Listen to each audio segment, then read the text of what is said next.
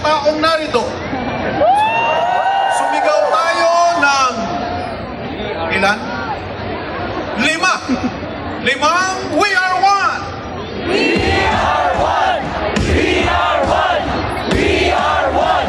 We are one! We are one! We. Yun. Very good. Oo nga, we are one nga. Diba? Okay.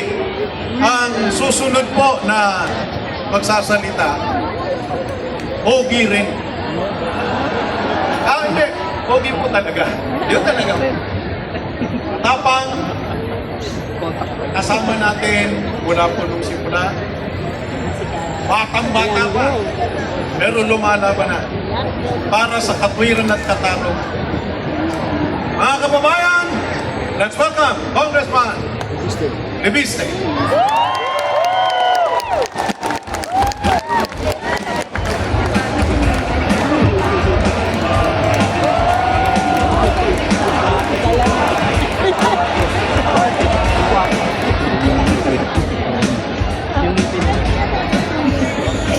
Magandang hapon po sa inyong lahat. Pinabati ko po lahat ng mga Batanggenyo na narito po ngayon. Lahat ng mga kababayan natin mula sa Luzon. Hello po Luzon! Siyempre po, Visayas and Mindanao! Ang dami natin dito ngayon. Lahat nagre-representa ng ating sarili-sariling mga probinsya. Kaya ang slogan natin ngayong araw ay We are one! We are one! We are one! We are one! Dahil ito po ay nagpapakita na tayo ay nagre-representa ng isang bansang Pilipinas na nagkakaisa para sa panawagan, para sa transparency, accountability, justice, and democracy.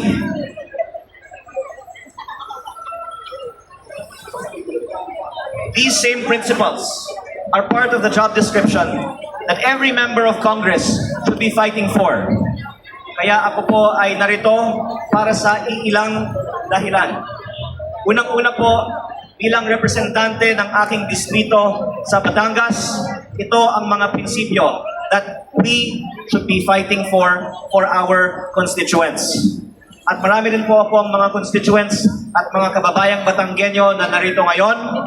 At mula noong isang araw pa ay nasa EDSA. At ako po ay nag-look out for their welfare, and I can see many of us are having a very good time dito po sa Liwasang Bonifacio. Kaya kaninang umaga pa lang, nandito ako, pabalik-balik po ako, at gumawa ako ng bilang ng mga tao nandito throughout the day. At napansin ko na maraming mga hindi nabibilang. Kaninang 2 p.m. lang, ang bilang namin ay mahigit kumulang 10,000 na tayo dito nung 2 p.m. pa lang. Pero ang sinabi noon ay mga 2,000 lang doon.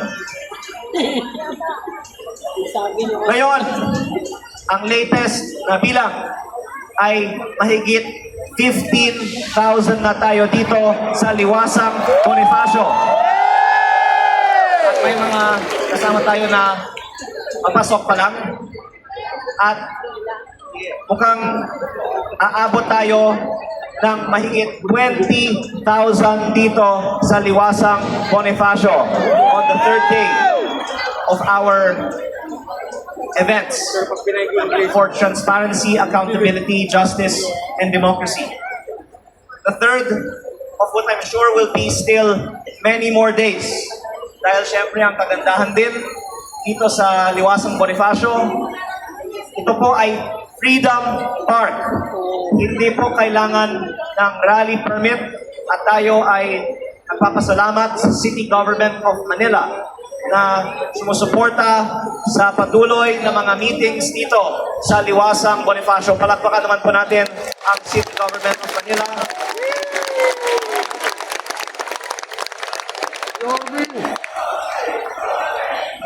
marami pong mga supporters. Si Mayor Isko dito. At sana patuloy ang suporta ng local government para kahit ilang araw pa, gusto ng ating mga kasama na kumilos dito sa Liwasang Bonifacio, pwedeng patuloy tayong kumilos dito sa Liwasang Bonifacio. Dahil alam ko marami sa atin dito, kaninang madaling araw pa lang, nandito na. At nandito pa tonight, nandito pa bukas. Sabi po ng iba dito, handa tayo na manatili dito hanggang next week. Kailangan natin patuloy na lumaban para sa transparency, accountability, justice, at democracy. Kasama na rin dyan ang freedom of speech, freedom of peaceful assembly, and freedom of the press. Kaya malaking bagay meron tayong mga freedom parks at malaking bagay din na malaman ng mga kababayan natin na nanonood at home na ito ang isa sa mga pinakamalaki ng mga pagtitipon ngayong taon ng anumang grupo ng mga Pilipino na nagpapakita na napakaraming mga Pilipino sa buong bansa ay nagkakaisa para sa transparency, accountability, justice, and democracy.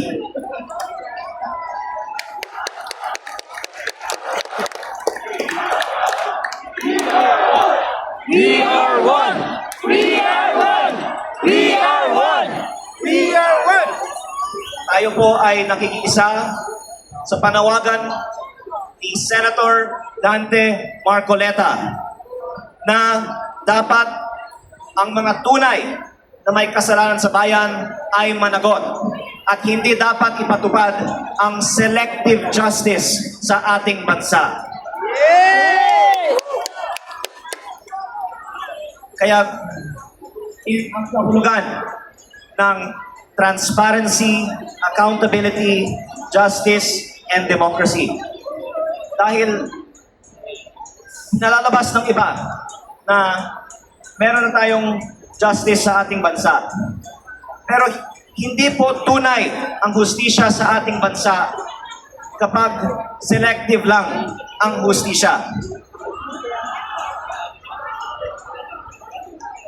At bilang miyembro ng Kongreso, maaari kong ibahagi ang alam ng marami sa aking mga kasamahan sa Kongreso. Ang karamihan sa amin ay may malaking kasalanan sa bayan at may kaugnayan sa mga maanumalyang flood control projects. Ngunit,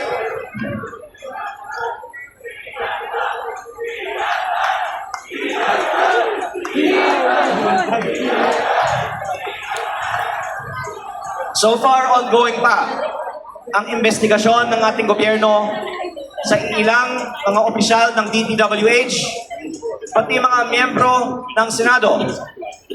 Sinasabi po na iimbestigahan din ang ibang mga miyembro ng Kongreso. Tayo ay naghihintay pa sa resulta ng mga investigasyon na ito. Ngunit last year, nagsagawa ang Kongreso ng mga pagdinig sa flood control projects at pinutol ito noong September 24 dahil binuo na ang Independent Commission for Infrastructure. Natapos na ang trabaho ng ICI noong March 31 at hindi man lang inilabas ang report ng findings ng ICI. Kaya ako po ay naghain ng resolusyon sa Kongreso na buksan muli ng Kongreso ang investigasyon sa flood control at ipakita ng Kongreso na tayo ay para sa tunay na transparency, accountability, justice, at democracy. Pero habang hindi pa pinapaliwanag kung bakit hindi pa sinisimulan muli ang mga investigasyon sa flood control, hindi maaaring sabihin na tayo ay may tunay na hustisya at accountability sa mga may kasalanan sa mga flood control projects. Kaya si Senator Marcoleta ay kinakatakutan ng marami sa gobyerno. Maraming mga senador ay nagsakripisyo para iluknok si Senator Marcoleta bilang chairperson ng Blue Ribbon Committee.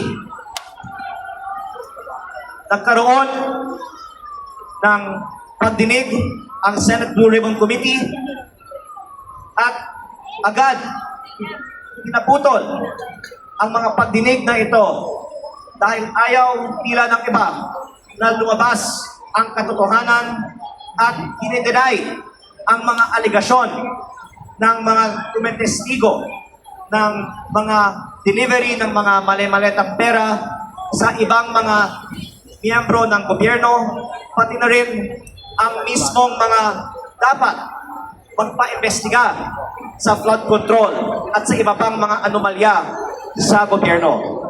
Kaya lalong importante na simulan muli ang investigasyon sa flood control dahil kung hayaan lang natin sa mga iba na isagawa ang mga investigasyong ito, hindi natin maaasahan na iimbestigahan nila ang sarili nila. Kaya si Senator Marcoleta kinatakutan dahil wala siyang pinoprotektahan at gusto niyang ilantad ang katotohanan sa mga flood control projects. Ngunit sa halip na siya ay tulungan na ilantad ang katotohanan, siya pa ang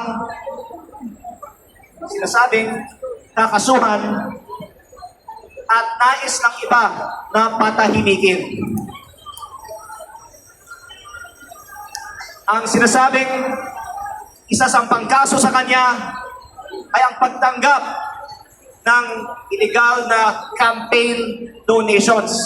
Ngunit hindi nga sinasabi na nanggagaling sa pondo ng bayan ang mga donasyon na ito. Ito po ay mga pribadong donasyon po lamang at walang kaugnayan sa flood control. Meron akong isang nais na ibahagi sa inyo. Maraming mga miyembro ng Kongreso at Senado ay nakatanggap ng mga campaign donations mula sa mga DPWH contractors na nagsagawa ng mga maanomalyang flood control projects. Literal na ang mga kampanya ng ibang mga nakaupo ngayon ay pinondohan ng flood control.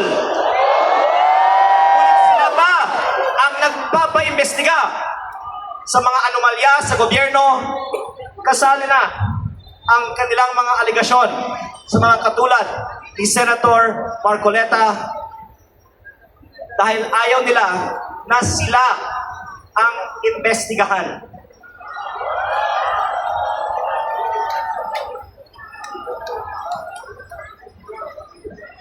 Dagdag ko rito, ito ay alam ng marami ng aking mga kasamahan sa Kongreso. Nung ako ay bagong halal na congressman, ang daming mga kontraktor na lumapit sa akin para humingi ng kontrata sa DPWH. Pero akala ko ang trabaho ng congressman ay kumawa ng batas. Ang lumalabas pala, at least sa aking probinsya sa Batangas, hindi nagkakaroon ng tunay na competitive biddings ang DPWH. Dahil ang sinasabi nila, ang mga bidding sa DPWH ng Batangas ay bidding-biddingan po lamang. At ang mga congressman ang pumipili ng mga nananalong mga bidders. At nagkakataon ang mga bibigay ng mga malalaking campaign donations sa mga kongresista sa Batangas ay ang mga nananalo ng maraming mga kontrata sa DPWH. Meron ba tayong nakitang congressman na nakasuhan na para sa mga donasyon ng mga kontraktor ng DPWH? Kaya ako po ay may munting kahilingan. Hayaan ng Kongreso maimbestigahan ang mga campaign donations ng lahat ng mga miyembro ng Kongreso na galing sa mga kontraktor ng DPWH. At tapusin natin ito bago tayo mag-judge o mag-allege ng anuman kay Senator Dante Marcoleta.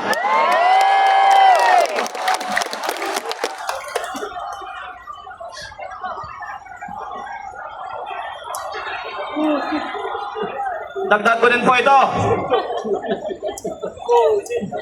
Maraming personal knowledge ang aking mga kasamahan sa Kongreso sa mga kalakaran na ang ibang mga kasamahan namin ay sabay congressman na nagpapasok ng mga proyekto sa budget ng DPWH at sila din ang mga kontraktor ng mga naturang mga proyekto.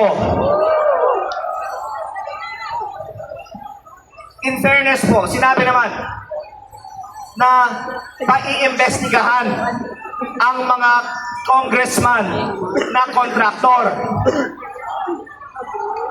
Pero ang sinabi din ng iba, hindi lang naman 8 ang mga congressman na kontraktor. Sinabi ng iba, mahigit 20% ng Kongreso ay mga DPWH contractors.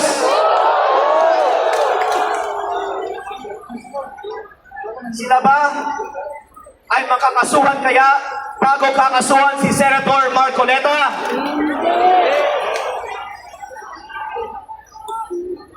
At kung meron man iilan, sabihin na po natin iilan na makakasuhan, bakit may mga congressman na napakalinaw ang ebidensya na sila ay mga kontraktor ng DPWH na hindi man lang pinaiimbestigahan? Panghuli, dagdagan ko po ito. Lumabas na rin sa balita noon na ako ay may mga nakalap na mga dokumento mula sa DPWH na naglalaman ng mga listahan ng mga nagpasok ng mga budgetary insertions ng mga congressman para sa mga proyekto ng DPWH. Marami sa mga nagpasok ng mga proyekto sa budget ng DPWH ay may malinaw na kaugnayan sa mga contractors who were eventually awarded these projects. At may mga lumabas na mga testigo na nagpapatunay sa mga dokumentong ito. Dahil hindi po galing sa akin, nanggaling sa mga testigo na kinikilala ng ating gobyerno ang mga pahayag na ito. In fact, ang ilan sa kanila ay ginawa na o inanunsyong gagawing state witness. Absuelto na sa kanilang mga kaso. Ngunit, sa aking personal na opinion, kung gagamitin natin ang testimonya ng iilan para idawit ang iilan at ang resulta nito ay iaabsuelto sila sa kanilang sariling mga kaso, hindi tama na selective ang justice at 2 o 3 lamang ang makakasuhan gamit ng kanilang testimonya. Kung may kaalaman sila na reflected sa mga dokumento ng DPWH na hindi 2 o 3, kung hindi 2 o 300 ang nagbigay ng mga insertions para sa mga proyekto sa DPWH, DPWH sa kanila. Yan ang ibig sabihin ni Senator Marcoleta na selective ang justice sa ating bansa. Bakit? May ilan na kinakasuhan o ikinulong na habang ang iba ay hindi man lang na-investigahan gamit the same evidence and the same testimonies. Kaya, hayaan natin muna sila na maglabas ng kanilang mga reports dahil inanunsyo naman na lalabas sa mga darating na mga linggo ang mga reports na ito. Sana uunahin nila ito sa mga kaso sa mga iba na wala namang kinalaman sa flood control projects. At sana pag lumabas ito, hindi lang 2 o 3, kung hindi 2 o 300 ang paiimbestigahan.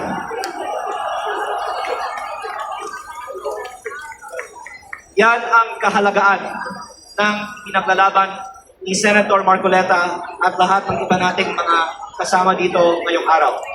Dahil kung hindi equally applied ang batas, yan po ay in violation of the right to equal protection under the law. Yan po ay violation sa mga prinsipyo ng transparency, accountability, justice, at democracy na dapat pinaglalaban ng lahat ng mga miyembro ng Kongreso. Kaya, pangwakas, meron na po akong suggestion. Dahil naghain ako ng resolusyon na simulan muli ng Kongreso ang investigasyon sa mga flood control projects. At tayo dito ngayon ay nagmumula sa lahat ng mga probinsya sa Luzon, Visayas at Mindanao. Una, hinayatin natin ang ating mga congressman na makiisa sa mga panawagan ng ating pagtitipon ngayong araw. At kung hindi man lang sila dadalo dito sa Liwasang Bonifacio, sa Facebook o pag-uwi natin sa ating mga probinsya, siguro naman marami nga sa atin ay sumuporta sa mga nakaraang mga eleksyon sa ating mga kongresista. Hitayatin natin sila na sumuporta sa pagbubukas muli ng investigasyon ng mga flood control projects ng mga miyembro ng Kongreso at magtulungan para ilantad ang katotohanan sino ang nakinabang sa mga flood control projects kahit ang ating mga kasamahan sa Kongreso ay madadawit dito. At kung sila ay may kaalaman tungkol sa mga bagay na ito, sana sila mismo ay maglalantad nito. At para sa mga marami pang iba na mga kasalukuyan o dating miyembro,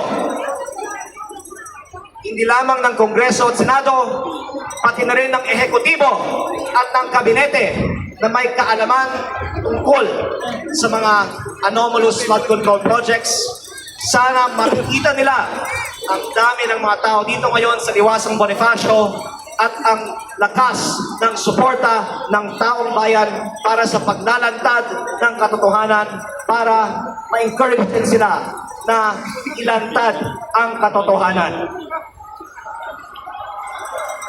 Kaya bigyan natin sila ng konting panahon na mag-isip kung nais nila ilantad ang katotohanan themselves at kung nais nilang unahin ang mga flood control investigations kaysa sa mga investigations sa iba. Pero kung lumipas ang panahon at hindi nila tayo papakinggan, I cannot speak for everyone here, pero sa tingin ko, hindi papayag ang mga kasama natin dito sa Liwasang Bonifacio na hindi managot ang mga may kasalanan sa mga flood control projects, and we will have to take other measures to demand accountability for the wrongdoing that has been done. Pero sa ngayon, ihintayan ko po kung may gagawin silang ibang action pa, at sana pakinggan nila ang mga kasama natin dito sa Liwasang Bonifacio bago sila magdedesisyon tungkol sa mga susunod pang mga hakbang sa iba nating mga kaibigan na ang nais lang ay lumabas ang katotohanan sa mga nangyari sa mga flood control projects katulad ni Senator Dante Marcoleta. Maraming salamat po at mabuhay po inyong kayong lahat.